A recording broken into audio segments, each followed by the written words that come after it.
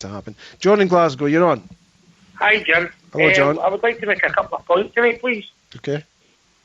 My first point is I think Ally McCoist should actually go. Right. And, but they were just pointing out to you, John, that he's an investor in this club. Charles Green needed the backing of Ally McCoist to sell those season tickets. It would take all of the fans who said, we're not buying into Charles Green's vision or his plan for Rangers.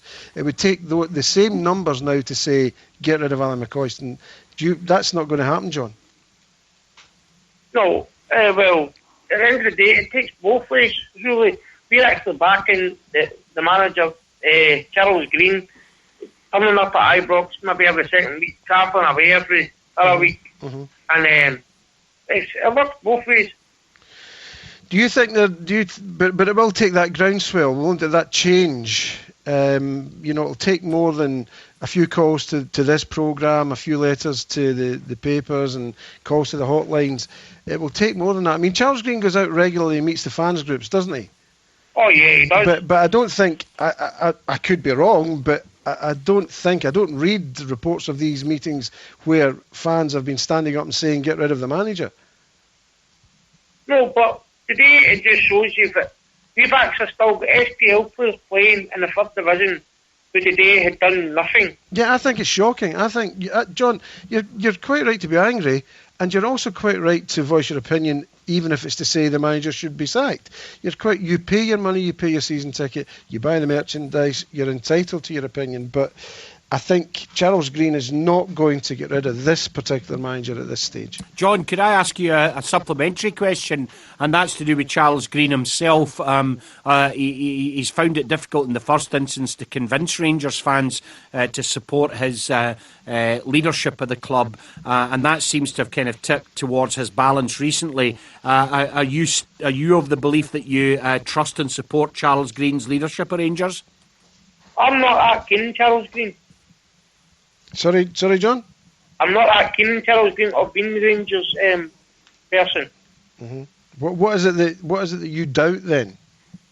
Well, I think I still want to come out about him. He hasn't spoke about his businesses or. I think he's spoken to these fans groups fairly openly about the plan for Rangers. Are you talking about other business interests that you might have? Well, I'm talking about both. Right. Well. I mean, I only go with what you hear from these fan group meetings and the odd bit that you read from them. But it would seem to me that, generally speaking, the fans at the moment are pretty sure about Charles Green. I don't know. I think the majority of them are, because obviously they've bought season tickets in huge numbers. But again, that was Ally McCoist fueled. But I think he's more or less won over a huge chunk of them, is he not, John? Oh, he has, yeah. As I said earlier on, and my point is, it works both ways, They want us to come and support. So who do you want in? Who would you bring in? Personally, I would have actually brought in, I know it wouldn't happen, but I'd have brought David Moyes. John, I think we've heard enough on that call. Stuart, we're going to get, is it...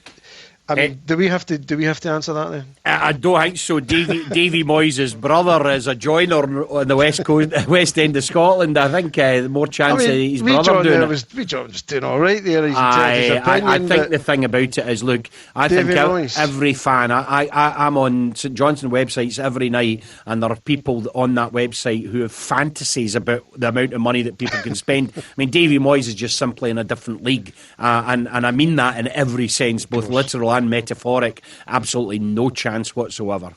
He's going to come from there. He's going to come from the Premiership to the third division. Well, emails coming in, Jim, and it's not actually